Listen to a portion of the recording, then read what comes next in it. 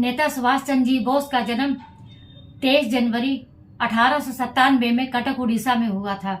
वो हमारे देश के एक बड़े महान नेता थे और अटल नेता थे। उन्होंने जो कहा उन्होंने वो किया, उन्होंने जो चाहा उन्होंने वो किया। उन्होंने आज़ादी चाही, उन्हें आज़ादी मिली और उन्होंने आज़ादी हमें दी। इस बात का प्रमाण पूरी दुनिया गवाह है कि सुभाष चंद्र जी जो हमारे देश के बहुत बड़े महान नेता थे, उनके बारे में हम इतना क्या कह सकते हैं जितना वो थे। उन्हीं को याद करके हम आपसे 1956 में भारत भ्रमण के लिए हिंदुस्तान आए। तो वो भारत भ्रमण करते करते वो कोलकाता गए और कोलकाता गए तो वहाँ पे जो पीवी चक्रवर्ती हमारे चीफ जस्टिस थे, इन कोलकाता के बिहार मतलब बंगाल के पश्चिम बंगाल के चीफ जस्टिस थे, जिनको उस टाइम राज्यपाल कहा जाता था। तो वो राज्यपाल के बंगले में रुके और जब रुके तो उनसे चीफ जस्टिस से चक्रवर्ती जी से और एटली जी से उनकी आपस में बहुत सारी बातें हुई। तो जब उनकी बातें वार्तालाप हो रही थी तो उन्होंने एक बात पूछी चक्रवर्ती जी ने एटली जी से कि आप ये बताइए कि आपने यहाँ पे हिंदुस्तान 1947 में आजाद हो गया, तो ऐसा क्या कारण था कि आपने इतनी जल्दी हिंदुस्तान छोड़ पे बहुत बड़े बड़े डाक बंगले बनाए, गेस्ट हाउस बनाए, रेलवे लाइन बनाई जो कई सालों तक ध्वस्त नहीं होंगी, संसद भवन बनाए, राष्ट्रपति भवन बनाए आपने। तो आप यहाँ रुकने के लिए आए थे, ना कि बना के छोड़ के जाने के लिए आए थे। ऐसा क्या था जो आपने हिंदुस्तान छोड़ के आप 1947 में चले गए? क्योंकि आपने तो यहाँ पूरा अपना साम्राज्य बना रखा था, फिर आप यहाँ से क्यों चले गए?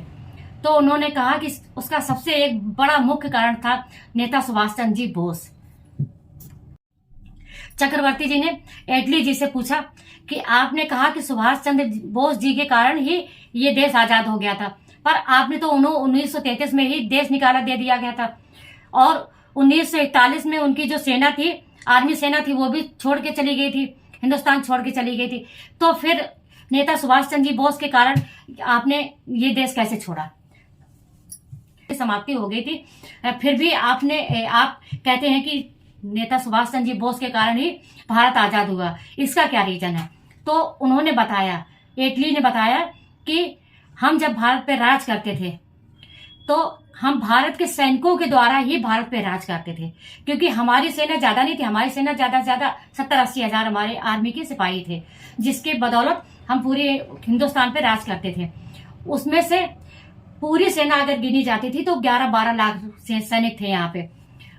अंग्रेजों के सैनिक 11-12 लाख थे, उसमें से 80,000 सैनिक केवल अंग्रेज थे, बाकी सारे हिंदुस्तानी थे। तो जब सुभाष चंद्र बोस जी ने भारत छोड़ो आंदोलन का नारा लगाया था तो नेवी के जितने भी सेना नायक थे, जितने ने ये नारा लगाया कि भारत छोड़ो आंदोलन का नारा लगा दिया उन्होंने, तो हर एक नाव पे, हर एक पानी वाले जहाज पे, हर एक जगह पे स्टिकर लगा दिए गए। उस टाइम स्टिकर लगते थे, फोन से तो बात होती थी, स्टिकर लगा दिए गए भारत छोड़ो आंदोलन। वो आंदोलन भी इतना सफल नहीं हुआ, फिर भी नेता सुभाष चंद्र बोस ने हार नहीं मानी। उनकी कहानी, उनकी गाथा जितनी गाई जाए उतनी कम है, क्योंकि एक वो बहुत बड़े नायक थे। भारत के नौसेना अधिकारियों ने भारत छोड़ो आंदोलन का नारा सुना तो रंगून में, कोचीन में, मद्रास में, तमिलनाडु में सारे जो जहाज थे, पानी के जहाज थे ना, उनका मुंह उन्होंने अंग्रेजों की तरफ कर दिया। और जब अंग्रेजों की तरफ कर दिया तो एटली ने बताया कि उस टाइम उन्हें ये लगा कि वो ज्वालामुखी के मुहाने पर बैठे, ज्वालामुखी जो होता है ना पहाड़, उसके ऊपर बैठे हैं और ये पहाड़ कभी भी फट जाएगा। इसलिए 1947 में वो भारत छोड़ के अपने देश वापस चले गए, इंग्लैंड वापस चले गए। कहते 1941 में जब सुभाष चंद्र बोस जी यहाँ से गए तो वो अफगानिस्तान और रूस के रास्ते जर्मनी गए। जर्मनी जब पहुंचे तो वहां उन्होंने हिटलर से मुलाकात की, और हिटलर से मुलाकात करना मतलब मौत को दावत देना, क्योंकि हिटलर इतना क्रूर राजा था जिसके बारे में आप सब लोग जानते हैं। आज भी लोग कहते हैं क्या हिटलर के जमाने के राजा हो, क्या हिटलर हो तुम, कहीं के हिटलर हो क्या? हिटलर जर्मनी का था। तो जब वो वहां उनके पास गए तो उन्होंने डायरेक्ट जाके उनसे मुलाकात की, हिटलर से। और जब उन्होंने हिटलर से जाके मुलाकात की तो हिटलर से मुलाकात करने का सुभाष चंद्र जी का एक रीजन था, क्योंकि हिटलर ने अपनी एक आत्मकथा लिखी थी, जिस आत्मकथा करके किताब लिखी थी, उसका नाम, किताब का नाम माइन कॉम्फ था। जो हिटलर ने खुद अपनी आत्मकथा लिखी थी उसमें, तो उसमें उसने भारत के कुछ सैनिकों के बारे में कुछ अपशब्द कुछ गलत लिखा था।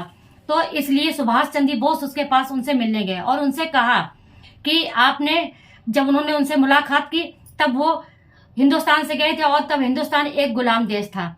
सैनिक होने के नाते वो वहां चले गए और बेधड़क उनसे बात की और उनसे कहा कि आपने जो कुछ भी हिंदुस्तान के बारे में, जो कुछ भी भारत के बारे में लिखा है वो सरासर गलत है। अब आप अपनी आत्मकथा लिखिए, पर इसमें जो त्रुटियां हुई हैं, जो आपने गलतियां की हैं भारत को लेके, जो आपने भारत के बारे में गलत बोला है, उसे आप सही कीजिए। तो तब हिटलर ने भी सुभाष चंद्र बोस के आगे अपना सर झुका दिया और हिटलर ने भी उनकी बात मानी और उन्हें नेताओं का नेता कहा। इसीलिए नेता सुभाष चंद्र बोस कहा जाता है, क्योंकि हिटलर के राज में जो शार्प माइंड था, जो साहसी था, जो विद्वान था, उसे वो नेताओं का नेता कहते थे। तो हिटलर ने उन्हें भारत का नेता के नेता कहा, मतलब उच्च पद का नेता कहा। ये सुभाष चंद्र बोस जी की कहानी है। सुभाष चंद्र जी बोस जिन्होंने हमारे देश के लिए बहुत कुछ किया, हमें आज़ादी दिलाई, हमारे देश के लिए उन्होंने कुर्बानी दे दी। उनके अंदर जो जोश था, जो जज्बा था, उसको हम सलाम करते हैं। हम क्या, पूरा दुनिया, पूरी देश उनको सलाम करती है। और आज उनकी जन्म तिथि है, इसीलिए हम उनकी जन्म तिथि पे उनको याद करके अपना वीडियो यहीं समाप्त करते हैं। अगर आपको हमारा वीडियो पसंद आया हो तो लाइक कीजिए, सब्सक्राइब कीजिए और कमेंट जरूर से जरूर कीजिए। जय हिंद, जय भारत। 1939 में जब वो राष्ट्रीय कांग्रेस अध्यक्ष के नेता बने तो उन्होंने अप्रैल में ही वो पद छोड़ दिया। और कहा जाता है ना कि महात्मा गांधी जी, जवाहरलाल नेहरू जी, ये सारे लोग जेल गए और सुभाष चंद्र बोस का कितना बड़ा योगदान है। सुभाष चंद्र बोस जी का इतना बड़ा योगदान है कि वो 11 बार अपनी लाइफ में, पूरी जिंदगी में 11 बार वो जेल गए, 11 बार जेल गए वो।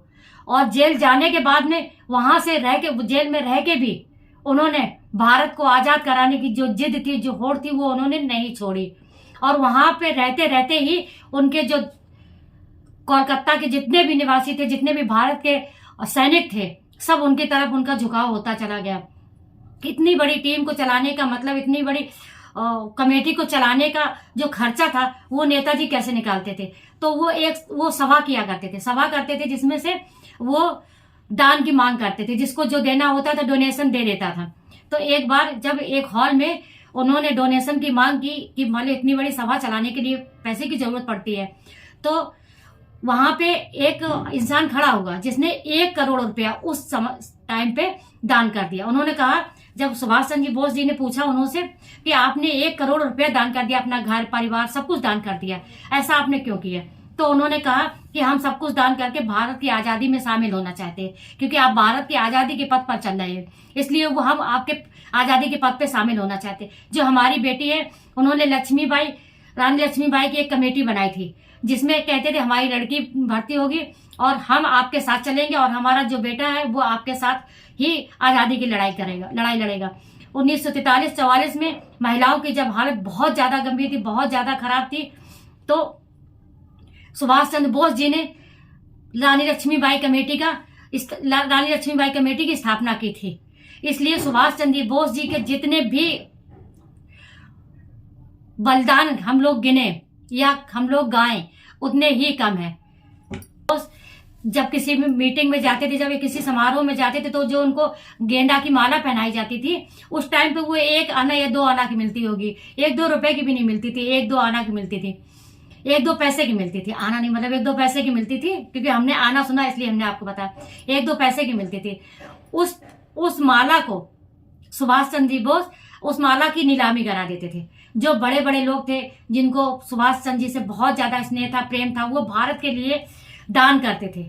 नाम होता था कि उन्होंने उनकी माला की नीलामी की, और उस टाइम एक माला की कीमत 31 लाख, 32 लाख, 35 लाख, 20 लाख ऐसे नीलामी बोली जाती थी। उस माला को बेच के जितना भी पैसा आता था कमेटी में, वो अपनी सेना को चलाने के लिए किया करते थे। ऐसे थे हमारे सुभाष चंद्र जी नेताजी।